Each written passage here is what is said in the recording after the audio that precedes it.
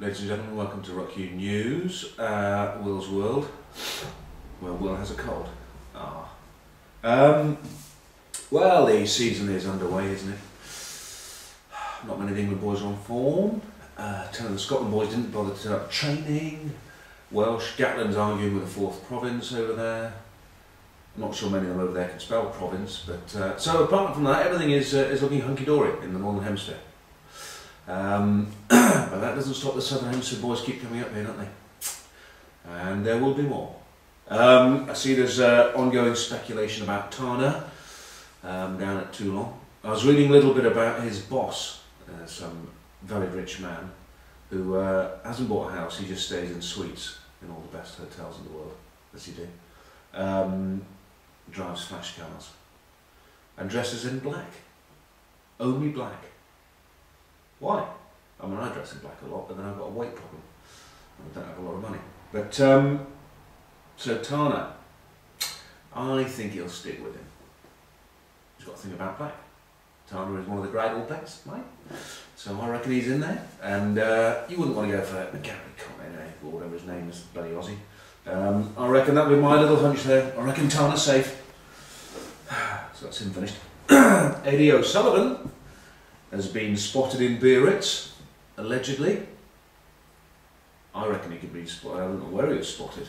Makes you think of George Michael, that sort of stuff. Anyway, no, apparently he was just spotted not loitering around men's loos in Biarritz, and so there's a lot of speculation that he might be going to coach there. Lucky Biarritz. Johnny Wilkinson injured again. Poor bloke. Unbelievable.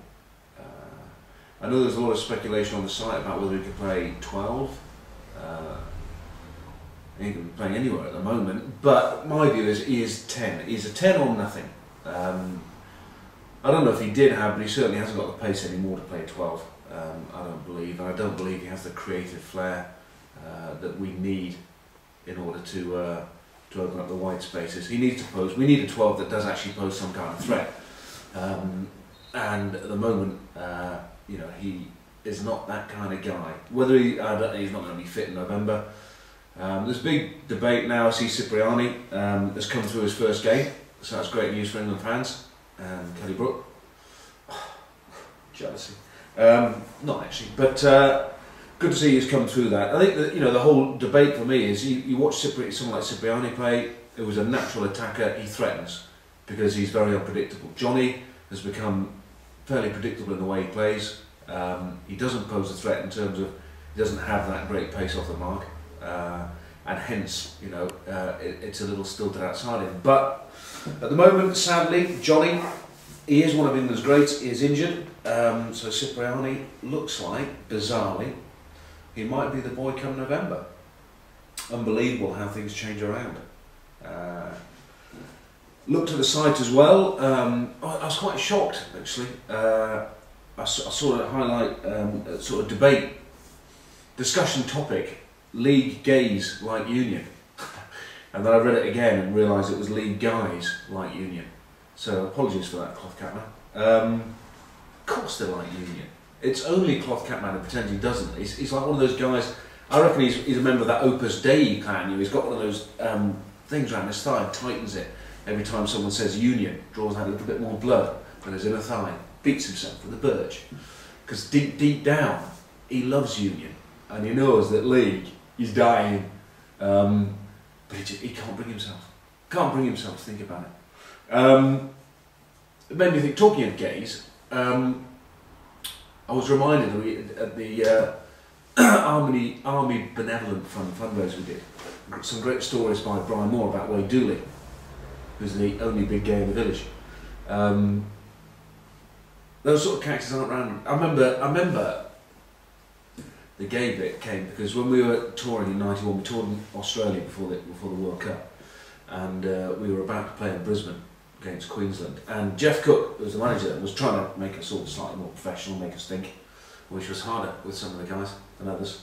And we were meant to be researching the team we were playing against, and we were all sort of, you know, looked to see who our opposition was. And that team meeting that evening, we were meant to come up with a little bit of information about him. You know, if he was fly half, his preferred foot, his preferred, you know, attack? Was he strong off his right hand, left hand? Did he come off his left foot? Did he, you know, all that sort of the stuff. If he was scrum half, if he was a line out, all the usual sort of stuff that I know nothing about.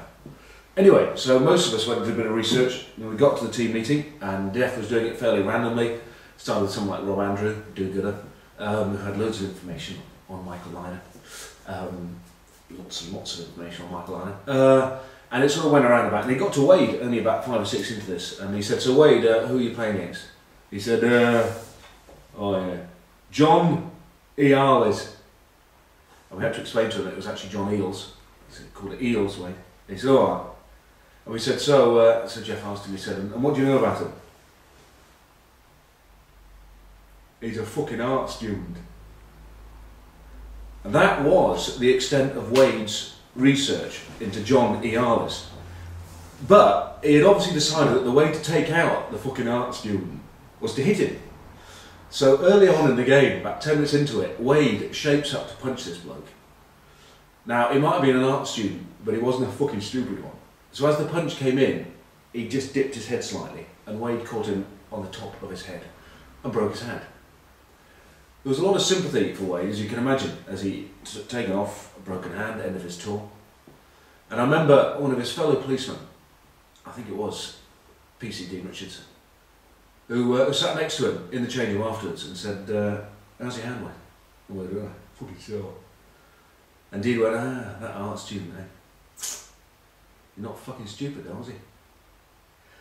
And Wade, he got his revenge though, not on Dino, but and Brian Moore told this one actually, it was brilliant, I've forgotten about it. Because there was always a bit of a thing, you know, we had this pack of Fords and we had 3 policemen in it. And PC Wade Dooley, PC Dean Richards, and I think it was Superintendent Paul Eckford. He was posh. But you know, quite a police presence. And Eckford always used to lord it up over the other 2, especially Wade. They used to room together, he used to say, "Wade, make my tea." "PC Wade Dooley, could you make my tea? Could you carry my bags? Police Constable Wade Dooley." All that sort of stuff. He's always, you know. And Wade could never come back with anything more eloquent than "fuck off." And until we played Argentina in, I don't know, was it '92 or whatever, and against a young Mendes. And many of you might remember this punch when Jeff Brobin, I suppose he wanted to do, obviously squeezed him in a delicate part of his anatomy, because Jeff was always wanting to probe around and see how everyone was. Mendes mistakenly thought this was Eckford, and as he came up from being on the floor, hit him with one of the great punches I've ever seen in international rugby. Paul Eckford went down like a bag of shit. And people sort of said that Wade Dooley, they'd seen him on television leaning over to see how his second row mate was. And lots of people had asked me as well, you know, what it must have been quite upsetting for him. Looking over his mate, he was absolutely sparking. You know, what did he say? And what he said was, "You can fucking tell which one of us works behind a fucking desk." See you next week.